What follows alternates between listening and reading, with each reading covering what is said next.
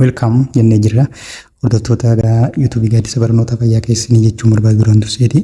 Har'a qabadhee kan isiniif dhufe qormaanni keessanis gara xumuratti deemeeti waan jiruuf COCdhaaf akka qophooftan qormaata COC qabadheeti kan irra isiniif dhufe. COC exam for freshman student dhaafi kan jechuudha wanti ijooni dipaartimentii ittiin galuudhaaf kan murteessu. Baay'ee barbaachisaadha jechuudha. Akka averejii tokkotti itti dabalamti jechuudha. Qabxiin tokkoon isaanii akka gaafa yeroo barnootaa san reediyus taatee inti xiqqaattu akka averejii takkatti isiin takka akka averejii takkatti itti dabalamte waan ta'eef dipaartimentii seenuudhaaf baay'ee isin barbaachifti waan hin yaadeef dursee isinitti yaadee na hordofaa jechuun barbaada. Akkuma tartiiba isaan qabatanii jiran kana tokkoffaarratti ji'ogiraafiidha, lammaffaarratti maatisiidha. Paartii isaan hundinuu gaafilee shan qabu jechuudha. Isaan martinuu gaafilee shan qabu. Tartiiba kana qabataniiti jechuudha waan jiranii har'a barnoota sadeen kanarraa ilaallaa jechuudha. Ibsa gaa wajjin sadeen kanarraa ilaallee paartiitti aanuun sadeen hafan kan isiniif xumuru ta'a nafaana bu'aa jechuun barbaada. Haa eegallu gaafii asumarraa warningii isi kannaa deemaa jechuudha laakunoo irratti illee barreessin not put any mark on this page yaa irratti illee akka katabinaa yaa garuu kun doorsisumaa fi kanaas hin sodaatina rakkoon qabu. Walumaa galatti qormaata jechuun qormaata fattanamaa turtan faayinaalaas ta'e miidis ta'e fi qormaata san caalaa salphaadha jechuun baay'een sodaatina. Gaafiin tokkoffaan barnoota ji'ogiraafiitti yoo eegalle gaafiin tokkoffaan maal jedha? Which one of the following statement is not true? Kamtu soba yaa himoota armaan gadii keessaa A. Longitudinal is the position with respect to equator stretching from the east to west. B. The latitudinal location of Ethiopia results country to have tropical climate. C. Relatively, Ethiopia is located in the south of Eritrea and the north of Kenya.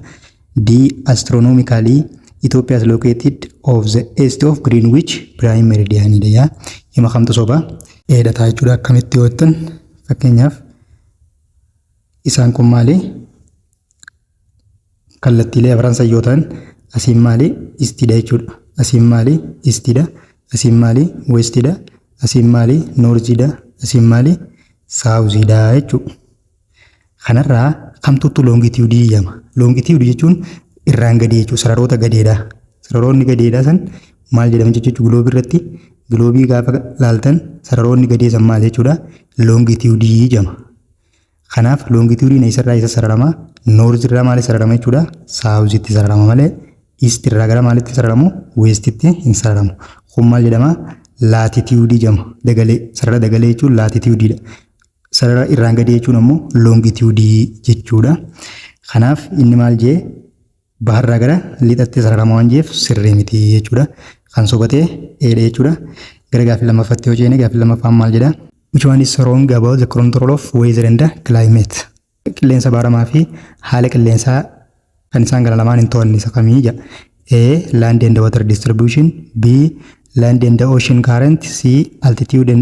Altitude mountain barrier. D. Temperature jedha. Kana teebilii takka yoo laaltanii jiraatan teelii chaaptarii 5ffaa keessatti na fakkaata sanumarraa daayirektii fuudhee fidee tempireechara ta'a jechuudha. Gabatitti sayyoon inni isin garsiise isinillee akkan irraanfanne asumaan kunoolaan teebilii teessan sana jechuudha. Kontiroolii weezarii fi kilaayimeetii jetti jirtanii. Kanaaf kontiroolii jala laaltaa jechuudha. Kontiroolii achi keessa akka jala hin jirre inni kun ni jira. Altituudii fi maantiin baararii ni jira. Ocean current ni jira. Garuu as keessa maaltu hin jirre jechuudha. Tempereecharii elementoota malee kontiroolii keessa hin jiru. Kanaaf kan sobatee maal jechuudha? Tempereechara tahaa jechuudha. Kanaaf zaansaris D ta'a jechuudha. Asumaan gara gaafii sadaffatti hojjenne. Okkee gara gaafii sadaffatti yoo dhufne gaafii sadaffaan maal jedha? Which one is correct about zero soil, yermosoil and solanchaic soil? Isaan sadeenuu maali? Gosoota biyyee san jechuudha. Gosoota biyyee gammoojjii sanii jechuudha isaan kun sadeenuu. Isaan kana sadan ilaalchisee himni sirriin ta'e isa kamii jedha. Gaafiin tun gaafii ija barbaaddu sirriitti naa hordofaa jechuun barbaada. A. Yermosoils are even drier and more problematic than solanchaics. B. Zero soils are soil of the desert which has low organic content. C. Yermosoils are even drier and more problematic than zero soil. D. Solanchaics are saline soil which developed in the area of high evaporation and capillary action. In zero soils are found in Ogaden and northeastern escarpment. Gaaffii baay'ee ijooti, baay'ee barbaachiftuudha. Maal taate deebiin isiiti? C taati jechuudha. Maaliif yeroo soil are even drier and more problematic than zero soil dha jechuudha. Haala kanaan problemaatikiidha yoo ilaalle haala problemaatikii isaaniitiin hamtuu irra rakkoo guddaa qaba kan jedhu yoo increasing orderii problemaatikii ilaalle eenyutu hundira problemii hamaa qaba? Soil and chine sana jechuudha. Soil and chine tun tabiyya saalaayiniitu maali? Tabiyya soogiddaatu maali? Very problemaatikidha jechuudha. Very problematic yoo ta'u eenyutu itti aana? Yeemoo soil. Yeemoon itti aana kan jala jiru immoo zero soilidha jechuudha. Zero soiliin maali? Kun amma increasing order of problemaatikidha. Problemaatikidhaan gaafa laallu soolestaayiniin sababa soogiddummaa isaaniitiin maali? Very problemikidha jechuudha. Yeermiin itti aana, yeemoo soil itti aana, zeeroon ammoo dhumarra jira jechuudha. Yoo laaltan gaafii tana ija barbaaddii inni irraa isiniif jee aansirrii miti. Maaliif yeermoo soilii more problematic waan jeef soil and chine turre problemidha. Kun isin tun sirrii miti. Biitana dubbisa. Zero soils are the soil of desert and have low what? Organic contentidha. Isin tun ammoo yoo kophan laalte dhugaadha. Ammoo isin maal barbaaddi beektaa? Sadeen waliin compare gootee hima sirrii taati jechuudha malee fakkeenyaaf tokko isaaniitiin subjectivity yoo laalte yoo subjectivity isaaniitiin laalte biintun sirrii taati. Soil chines are the saline soil which develop in the area of high evaporation and capillary action. Yooma fakkeenyaaf biyya tana jala dheeyitee laalte akkanuma jetti jechuudha. Subjectivity malee tunis himni kunis sirriidha jechuudha. Ii tanattis kootu maal jetti? Zero soils are found in Ogaden and northeastern escarpment. Sirriidha jechuunis biyya naannoo Ogaden jechuun naannoo lafa dakee gammoojjii tana keessatti argamtu waan taateef amma isaan kan hunda jala dheeyitee yoo laalte himni kunis sirrii ta'a jechuudha. Garuu gaafiin wanni isin barbaadde maali? Compare waliin godhee himni comparison san keessatti sirriitti waliin compare godhee isa kamiyyee waan barbaadeef ansariis waat sii ta'a jechuudha. Kanaaf sii ta'e malee yoo akka subjectiitti ilaalte hundi isaanii irra guddaan sii sirriidha ta'a jechuudha. Gaafii tanaan saniif hedduun shawwadamina jechuun barbaadeeti. Gara gaafiitti aanutti hojii gaafii arfaffaan maal jedha? Which one of the following is not true about the topography of Ethiopia? Haala teessuma lafa Itoophiyaa ilaalchisee himni sobatee kamiyya? About 50% of African mountains with altitude above 2000 meters are found in Ethiopia. Biin ammoo Ethiopian land mass is bisected by Great Rift Valley as the western and southeastern part. Siin ammoo Ethiopian lowland are the high potentiality of irrigation agriculture than highland area. D. The Ethiopian southeastern highland and the lowland is cover around the 44% of total area of the country. Kanaaf gaafiin tun maal taate jechuudha? B taate jechuudha. Hima kana keessaa amma soba ta'u isa kana jechuudha. Aantun maali? Gaarreen akka Afrikaatti jechuudha yoo laalle gaarreen ol ka'iinsi isaanii 2000 meetiraa ol ta'an irra baay'een isaanii parsantaan 50 isitti argama, Itoophiyaatti argama. Kun sirriidha jechuudha. Biin ammoo Rift Valley'n Itoophiyaa akkamiif akkami qoota? Itoophiyaa Rift Valley yoo laaltanii jiraattan Itoophiyaa yoo tana taate fakkeenyaaf Itoophiyaa yoo tana taate akkana bahaa jechuudha. Itoophiyaa keessa akkana bahaa jechuudha. Daareshinii kana qabatee akka bahaa jechuudha. Amma kallattiin tun maal jedhamti? Saawuzii, Istarnii fi yoo baqana lamatti adda baafne jechuudha. Kun ammoo maal jedhamti? Noorzii, Westarnii jedhamti jechuudha.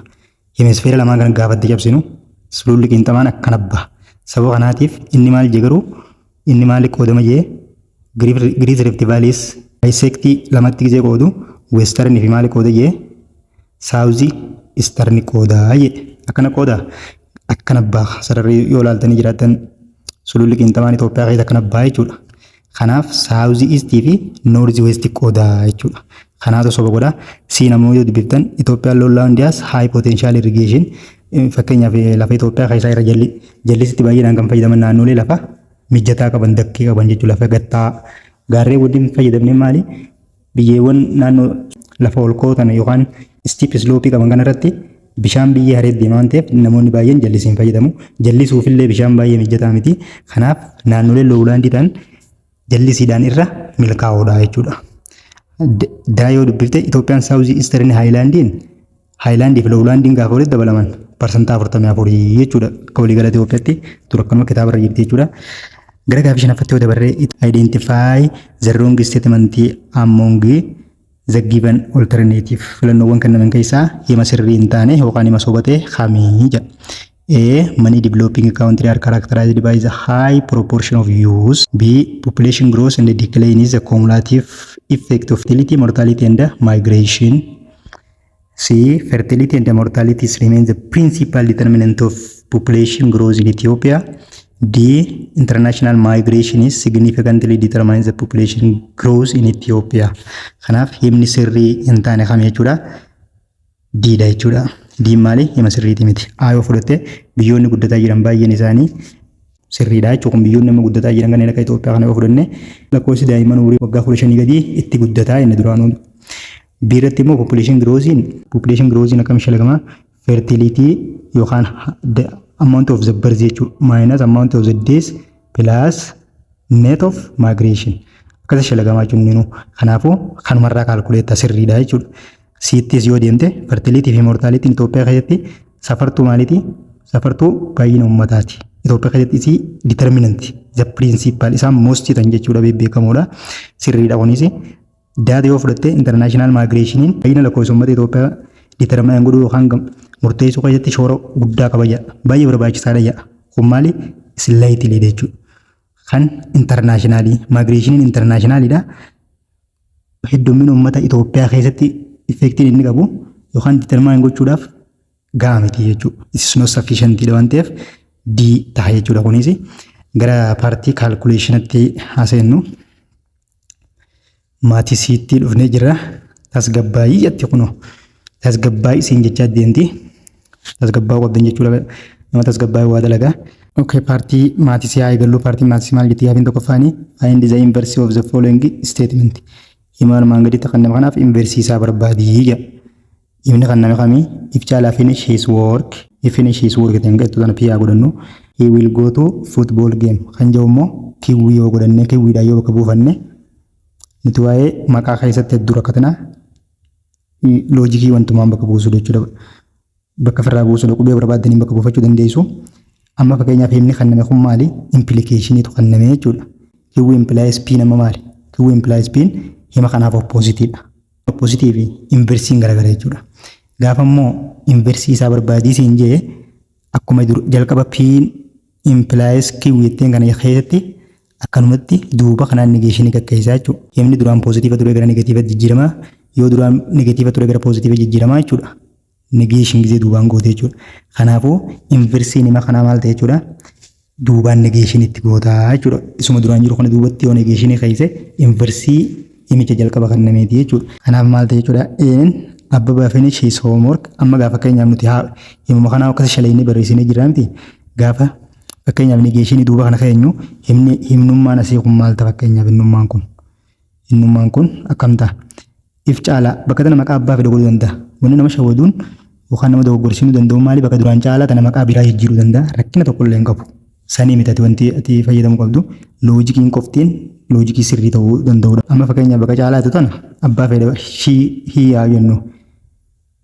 If caalaa finish his work he will go to akkana jaamre maal goota if caalaa is not finish jechuudha. Gaafa fakkeenyaaf negeeshinii duubaa qabaamre if not finish his work he will go to football bakka jedhus he will not go to yoo fakkeenyaaf hojii san xumuruu baate caalaan gara kubbaa taphachuu ni deema hin deemu jechuudha.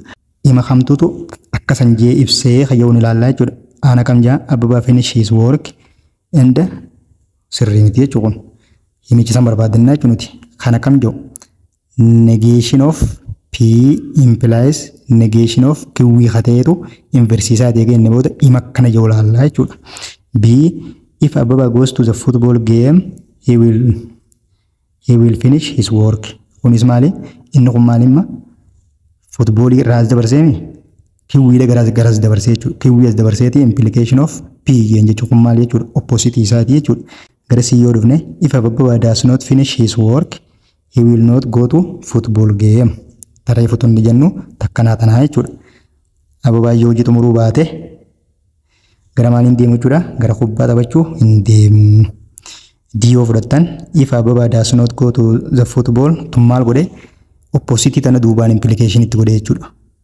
Kaduraan nuti opposite kiwwii implies jenneeni p deebifne san duubaan implication itti godhee jechuudha. Amma he will not kunis akkana. Kanaafuu inversii sirrii qabatee kan jiru kami jechuudha. Akkuma duraan jirutti duubaan negation itti daballaa jechuudha. Kanaaf the answer is what? C ta'a jechuudha. Gara gaaffii itti aanutti adeemnu gaaffiin itti aanu maal jedhaa? Isinitti illee mul'achuu dhabuu danda'a. Gaaffiin akkattiin jettu find jetti. Find the cube root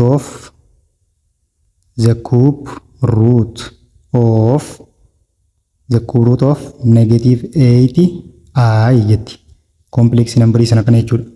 Kana jechuun gaafa complex number katabannu imaginary partiin negative 8 real partiin garuu 0 ta'a jechuudha. 0 minus 8i jechuudha. Complex number kanname kana jechuudha. Isa kana maal irratti isin garsiisa? Nunjee find cube root of meeqa barbaadi nunjee negative 8i dha barbaadi nunjechaa jira jechuudha. Maal beekuu namatti asirraa'ee inni kun complex number dhaan gaafa kaamu kun maali? Imaginary party dha. Real party ammoo 0 dha jechuudha. Birkaawus dhiisus tokkuma jechuuf dhiise i dha jechuudha.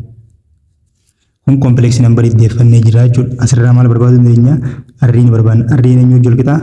Magnitude of complex number wajji wal qixaa jechuudha. Akkana jechuun maal jechuudha?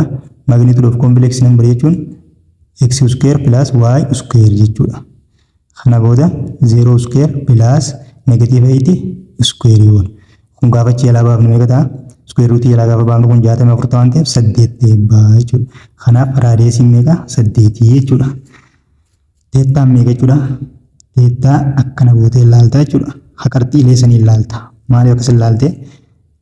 Gaafa angiliin kun tokko isin real partiin yookaan imaginary partiin kun keessaa tokko 0 ta'u tokko 0 gaafa ta'u angiliin yookaan teettaan sanii asirra jira jechuudha. Axis irra jira jechuudha. Siiqqee irra jira jechuudha. Siiqqee irra jira waan ta'eef bifa kanaan ilaalta jechuudha. Asirratti seentuun jalqabaa x dha. X'n takka gaafa ta'u y irratti asiin eenyu 0 dha. Seentuun jalqabaa 0 dha. Y ammoo asitti akka asitti immoo x'n negatiiva. Seentuun jalqabaa x bakkuma fedhettu jechuudha. Y ammoo 0 dha. Asirratti immoo seentuun jalqabaa x dha malee y ammoo meeqa? Negatiiva takka jechuudha. Qaayiti ilaaluu yaadu qabda jechuudha. Cos theta minus sin theta akka nama yaadu qabda jechuudha. Imaginary partiin kun maal bakka bu'aa? Sin theta bakka bu'aa. Inni kun ammoo maal bakka bu'aa? Cos theta bakka bu'aa jechuudha. Akkana jechuun gaafa siiqqee bakka tamii irratti cos thetaan 0 ta'e saayiniin negatiiva ta'a. 270 digirii irratti jechuudha. 270 digiriin gaafa paayifatti deebiftu maal ta'e jechuudha? 3/2 paayi ta'e jechuudha. Kanaaf teettaan ati fudhattu san 3/2 paayidha jechuudha. Maal beekuudhaaf extractioniin barbaannu san maal jedhaa akkana jaa jechuudha. C of k is equal to maal ta'aa? R is the power of 1 over k r is the power of 1 over n into I into maal jaa? Theta plus I na sinala jira jechuudha. Theta plus twice of pi k over n dha jedha. Akkana jaa jechuudha. Isa kanaan barbaanna waan ta'eef dirqama maaliif maal beekuu nu barbaachisa? Arrii barbaadachuu nu barbaachisa. Theta kana beekuu nu barbaachisa waan ta'eef wantoonni nuti ammachi irraa arganne gibanii akka gibanitti yookaan akka gibanii fudhannee kan nuti eegnu theta argannee jirra. Theta meeqa arganne? 3 pi over 2 arganne jechuudha. 3 pi over 2 arganne. Arrii meeqa jechuudha? Gaafa achi alaa baafnu 8 arganne. Arrii 8 qabna. Kana booda wanni nu barbaachisu gara kaalkuleeshiniitti seenuudha jechuudha. Keen ammoo akka itti beektan lakkoofsa hundaati. Lakkoofsa hundaa meeqa irraa ka'a? 0, 1, 2 jechaa itti fufaa jechuudha. Kubruutii qofa waan nuun jeef si'a 3 qofa fudhannaan jechuudha. Guuta akka 0 fudhanna, si'a tokko immoo takka fudhanna, si'a tokko 2 fudhannaa jechuudha. Kana booda gara kaalkuleeshinii seenna. Haala kanaan eega sirreeffanne booda isa kana fayyadamuudhaan maal goona? Kubruutiiwwan 3 barbaachuu ni dandeenya jechuudha. Mee gara barbaadutti seennu bakka keessiyaa tokko when given k0 yoo fudhanne haala laynu c of 0 is equal to arrii meeqa qabna? 8 qabna. 8 is the power of 1 over 3 into I into theta meeqa qabna? 3 over 2 pi qabna plus twice of pi bakka kee meeqa qabna 0 qabna itti galchina over inni meeqa qabna 3 asirratti wanti nuti isin hin baasin kan jirtu cube root jechi jiru kun inni kana sadi fudhaa jechuudha. Inni kana sadi fudhaa jira yoo bakka sana square root je inni lama fudhannaa jechuudha yoo inni square root nun je amma moo maal nun je cube root waan nun jeef inni sadi fudhannaa jechuudha tani adda isin hin baasini inni sadi fudhannaa kanaaf bakka inni sadi buufnaa jechuudha itti buufnaa sadii cube root yaalaa gizee baafnu meeqa ta'a lama ta'a jechuudha into I 3 pi over 2 pi kana 0 gizee goonu isaan kana 0 godha paartiin kun 0 ta'a plus 0 jechuudha plus 0 over 3 dha jechuudha. Asuma keessatti hanga san keessa 3 over 3 pi over 2 over 3 kayyoo kana keessatti akka nama a over b over c jee waan ta'eef a over b times 1 over c ta'a jechuudha. Kana booda twice of I into 3 pi over meeqa ta'a jechuudha. 3 pi over 2 times 1 over 3 ta'a jechuudha. Asis sadii yoo salphifne takka ta'a. Kanaafuu maal qofaan nuuf jechuudha twice of I is the power of I over pi over meeqaan nuuf jechuudha pi over 2 nuuf jechuudha sadiin salphifneet jira waan ta'eef kana jechuudha. Kun maali gaafa include formiidhaan keenya kana jechuudha. Isa kan amma gaafa polar formii deefnu polar formiin akkamitti kaayaa complex number tokko polar formiin akkamitti kaayaa arri the power of 1 over n jaati into cosine of theta plus I sin of theta jechuudha. Formii kana deeffatu qabna jechuudha. Formii kana yeroo deebifnu inni kunii fi formiin kun waluma qixa jaa. Gaafa polar formii kanaan kaa'u yaanu immoo theta meeqa asin meeqa arganne theta bakka kanaa kan fudhannaa jechuudha. Theta achiisan gaafa fudhannu akkam goona twice of jennaan jechuudha. Twice of tuun kun eenyu jechuudha arriidha. Arrii tokkoon tokko komponentii jechuudha. Twice of into cosine of theta meeqa fudhannaa pi over 2 plus I sin of meeqa jechuudha pi over 2 dha jechuudha. Asitti kana keessaa fudhanna jechuudha. Kana gaafa fudhannu meeqa ta'e jechuudha twice of pi over 2 jechuun meeqa 90 digirii wajjin wal qixaa jechuudha. Piin 180 waan ta'eef 90 digirii wajjin wal qixaa jechuudha. Kanaaf cosiin 90 meeqa ta'a 0 ta'a plus siniin 90 meeqa ta'a I into siniin 90 meeqa ta'a takka ta'a jechuudha. Kana booda gaafa isaan kana walitti baay'inu 0 ida'uu I jechuun 0 A mataa waan ta'eef twice of I ta'a jechuudha. Amma achi keessaa cube root gisee nuun jiru rootii takka harkannee jirra jechuudha. Rootiin takka twice of I dha jechuudha. Amma lammaffaa deemnaa jechuudha. Lammaffaa akkam jennee fudhannaa bakka duraan 0 goone tana takka goonaa jechuudha. Amma is equal to jennee deemna jechuudha. Akkuma reefu sanii fudhannaa. Akkuma reefu sanii fudhannaa twice of I into pi meeqamnaa 3 over 2 dha. Kan duraa san fudhannaa jechuudha. 3 over 2 fudhannaa plus twice of pi into bakka keessan amma 0 reefu 0 fudhannee amma maal fudhanna jechuudha takka fudhanna over bakka inni meeqamnaa 3 jennee jechuudha.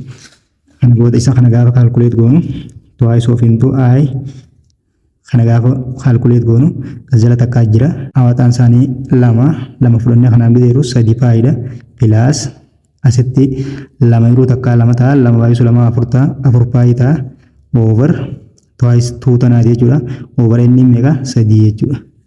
Isa kana gaafa barbaadnu twice of I into kana gaafa walitti daanu 7 meeqa ta'a jechuudha 7 pi jechuudha. 7 pi over kun akkuma reefu sanitti gisee ol fubbifnee itti baay'ifne meeqa ta'a over 6 ta'a jechuudha.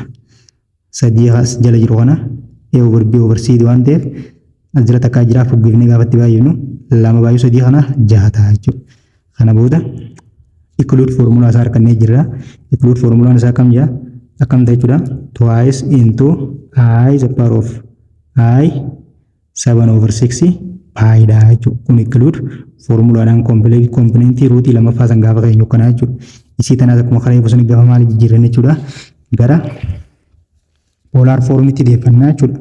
Polar formitti yeroo deeffannu kam goona akkuma karaa ibsanitti arrii jechuudha. Arrii tokkoon tokko ruutiiti jechuudha kun. Arrii tokkoon tokko ruutiidha lama ta'a jechuudha. Kan poolaar foormii walii galaa immoo 8 ta'a jechuudha. Kana booda akkuma reefu sanii koosaayin oof asitti teettaa meeqa arganne teettaa 7 paayi jala 6 arganne jechuudha. Gaafa digirii deeffannu 7 jala 6 paayi. Paayi jechuun meeqaan jedhe 100 fi 7 jala 6 paayi 180 digiriidha jechuudha. Itti baay'ifnaa jechuudha. 6 takka 6 meeqa ta'a? 6 meeqa ta'a? 30 ta'a jechuudha. 30 baay'isuu 7 meeqa ta'a? 210 digiriidha jechuudha. 210 digirii ta'a jechuudha. Eenyu jechuun 7 jala 6 paayiin eenyu wajjin walqixa jechuudha. Digirii 210 wajjin walqixa jechuudha. 210 qabxii meeqa ofirra jira ilaallaa jechuudha asitti. Asirraa akka 210 qabxii meeqa faadhaa hayyamu 210 digiriin qabxii meeqa faadhaa hayyamu asirra yoo ilaalle asii ka'ee hangasii 90 asii ka'ee hangasii digirii 180 digirii 180 kanaafuu qabxii 210 eenyu qabxii meeqa fa'aa jirti jechuudha. Qabxii sadaffaa keessa jirti jechuudha. Qabxii sadaffaa keessa jira jechuudha. Qabxii sadaffaa keessa jira jechuudha 210. Kanaaf qabxii sadaffaa keessa gaafa jiru kam goota negatiif of goota jechuudha. Akka nama yaadaan qachaan irraa hir'isu negatiif gooteeti 210 qofa beekamaa koomanii tokko deeffachuudhaaf jechuudha. 30 fa'aa 60 fa'aa 90 fa'aa deeffachuudhaaf maal goota 210 irraa 180 irreeftaa jechuudha. Kanaafuu isaan kana gisee irraa hir'ifnu 30 digirii argannaa jechuudha. Digirii 30 argannaa jechuudha. Ammoo as keessa wanni beekuu qabdu saayinii fi koosaayiniinis marti isaaniitu negatiivaa jechuudha. Negatiivaa waan ta'eef qabxii sadaffaa keessatti saayinii fi koosaayiniinis negatiivaa. Qabxii afuraffaa keessatti immoo seentuun jalqabaa poozitiivaa, lammaffaan negatiivaa, tokkoffaa keessatti hundinuu poozitiivaa, lammaffaa keessatti seentuun jalqabaa negatiivaa akkana jechuudha. Kanaaf isiisantu dalagaa jechuudha. Amma saayinii fi koosaayiniinis maal goota negatiiva. Goota negatiivaan godhattee eega bahiitii booda ammoo aangilii meeqa fudhattaa 30 fudhatteeti deemtaa jechuudha. Kana booda C of component lammaffaan jechuudha. C of 1 is equal to kam argatte jechuudha. Include formula irraa twice of include formula irraa meeqa argatte jechuudha. Twice of I into twice of I into 7 jala 6 paayi 7 jala paayi kan argatte jechuudha. Kan nuti 200 fi koosii 30 fudhanna gaafa poolaar foormii deebifnu jennu san 7 paayi jala 6 kanaatu 200 fi 10 digirii wajjin wal qixa. Samboo dachirraa barbaanneeti riidiyoos godhannee qofa mijjattuu taatee tokko deeffannee jechuudha. Qofichi saniis meeqa ta'e jechuudha. 30 fudhannee dalaynaa inni gaafa poolaar foormii keessaa garuu saayinii fi koosaayinis dhumarratti negatiiva goonaa jennee jechuudha. Maaliif qabxii sadaffaa keessa waan argamaniif jechuudha. Aangiliin 210 qabxii sadaffaa keessa waan ta'eef saayinii fi koosaayiniinis negatiiva ta'a. Garuu qofa riidiyoos goone 30 deeffannee jechuudha. Kun poolaar foormiidhaan yeroo barreeffamu kam ta'e jechuudha. Arriin akkuma reefusan lamumaa jechuudha. Maaliif tokkoon tokko isaaniitiif arriin lama ka poolaarii waliigalaa immoo 8 ta'a jechuudha. Kanaaf twice into cosine of 30 degree fudhanna jechuudha. Cosine of 30 degree twice of cosine 30 meeqa? Cosine 30tiif sin 60 wal qixa. Cosine 30 root 3 over 2 ta'a jechuudha. Cosine 30 root 3 over 2 ta'a. Root 3 over 2 reefu maal jenne negatiiva goonaa jenne isaan lamaanuu plus a into saayinii 30 meeqa ta'a 1 over 2 ta'a garuu maal goone inni negatiiva goone negatiiva 1 over 2 ta'a jechuudha. Kana boodatti baay'ifna. Kana booda twice of minus root 3 over 2 kunillee minus ta'a maaliif minasiin kun gaafa itti baay'ifnu minus 1 over 2 aayidha jechuudha. Kana booda tuu kanarra baay'ifna jechuudha. Tuu kana yeroo irra baay'ifnu tuun asin lameen jalaa dhaamsaa jechuudha. Kana booda ruutiin isin lammaffaan meeqa taati jechuudha. Negatiiva 3 minus I taati jechuudha. Kareefu meeqa argannee ruutii tokkoffaa C0 san gisee goonu ruutii tokkoffaa meeqa argannee jechuudha. Twice of I argannee jechuudha. Twice of I goonee argannee hin irraanfatina jechuudha. amma ruutii lamaffaa arganne. Maaltu nuufi ruutii sadaffaatu nuufi jechuudha. Ruutii sadaffaa bakka kee meeqa godhanne jechuudha. Lama godhannee deemnaa jechuudha. Akkuma karaa eegusan maal goone jechuudha. Bakka 8 to the power of 1 over 3 jennu gabaabumattiin gabaabsee ruutii alaa baasee lama godhee fudhadhee jechuudha. Yeroo gabaabsuudhaaf I the power of into teettaa meeqa qabna? Teettaa bakka kanaa kana akka hin dogoggorre isa jalqabaa san fudhattaa jechuudha. Isa given irraa san fudhanna 3 over 2 pi plus twice of pi bakka kee meeqa fudhanne lama fudhannaa jechuudha. Twice of k over inni meeqa qabna? 3 jechuudha. Kana booda ni deemna twice into I is the power of into isa kana gaafa waliin baay'ifnu lama baay'isu lama afur ta'a 3 over 2 pi plus 4 pi over ammallee 3 jechuudha. Kana yeroo walitti calculate goonu twice of I into meeqa jechuudha. Hawaataa fudhannee hawaataan isaa lama yeroo irru 3 pi plus lama yeroo takka lama ta'a lama baay'isu 4 8 ta'a 8 pi dha over lama jala mallee 3 jechuudha. Kanaaf gisee akkas goonee itti baay'isnu akkuma karaa eegusan itti baay'isna twice of I into maal ta'e jechuudha 11 jala 11 pi over kana jala takka qabaas gaafa akkasii fuggisoo goonee itti baay'ifnu 1 over 3 dhaan gisee baay'ifnu lama baay'u 3 meeqa ta'a 6 ta'a jechuudha. Kana booda include formula saniin twice of I into maal arganne jechuudha 11 jala 6 pi arganne jechuudha. Kun maali include formulaan ruutii sadaffaa san arganne jechuudha. 11 jala 11 pi jala 6 arganne jechuudha. 11 pi jala 6 include formulaan kana gara polar formitti jijjiiruudhaaf pi tana irraa gabaabsine qarxii meeqaffaa keessa jirti qayyoo beekuu qabna jechuudha. 11 pi over 6 qayyoo qarxii meeqaffaadha inni beekuudhaaf yookaan nu dhibee gara digriitti deebinaan gara digriitti deebisuudhaaf maal goonenne 180 digrii over paayidhaan baay'ifnaa jechuudha. Paayin asii paayidaamsa 180 digrii irra jaate jechuudha. Jahan takka hundaan 30 ta'a. Kana booda 11 baay'isuu 30 digriiti. Meeqa ta'a jechuudha? Digrii 330 ta'a jechuudha. Digrii 330 ta'a. Okay. Digrii 311 pi over 6 fi digriin 330 wal qixaa jechuudha. Amma digriin kunoo qarxii meeqaffaa keessa jira jennaan. Qarxii meeqaffaa keessa jira? Asirraa hanga asii 90, asirraa hanga asii 180, asirraa hanga asii 270, 360 waan ta'eef toora kana jira jechuudha. Qarxii afuraffaa keessa jira jechuudha. Qarxii afuraffaa keessatti eenyutu negatiivaa eenyu poozitiivaa? Seentuun jalqabaa poozitiivaa. Seentuun lamaffaan immoo yookaan siiqqee saayiniin jechuudha. Maal ta'a? Negatiiva ta'a jechuudha. Saayiniin negatiivaa koosiin ammoo poozitiivaa jechuudha karaa biraatiin jechuudha. Kanaaf hin dagattu jechuudha dura eegu wanta na cheek godhatu qabdaa jechuudha. Kamtu negatiivaa kamtu poozitiivaa yoo kanaa adda baasuu barbaachisaa jechuudha. Yoo fakkeenyaaf bifa paayifoormii kanaan sin dhibee bifa digirii kan deebifattee akkana laaluu danda'u qabdaa jechuudha. Gara koman aangilitti deeffachuudhaaf maaliin godhaa? Asirra 300 fi fakkeenyaaf asiin naannotti asirratti dhufte 360 ta'a. 270 bira ol qunnaan yookaan qarxii afuraffaa seennaan meeqarraa hirriftaa? 360 irraa hirriftaa jechuudha. Kana booda 360 hir'isuu 330ti. Meeqa ta'e jechuudha? 30 digriidha jechuudha. 30 digriidha garuu bakka saayiniidha amma negatiiva goonaa jechuudha.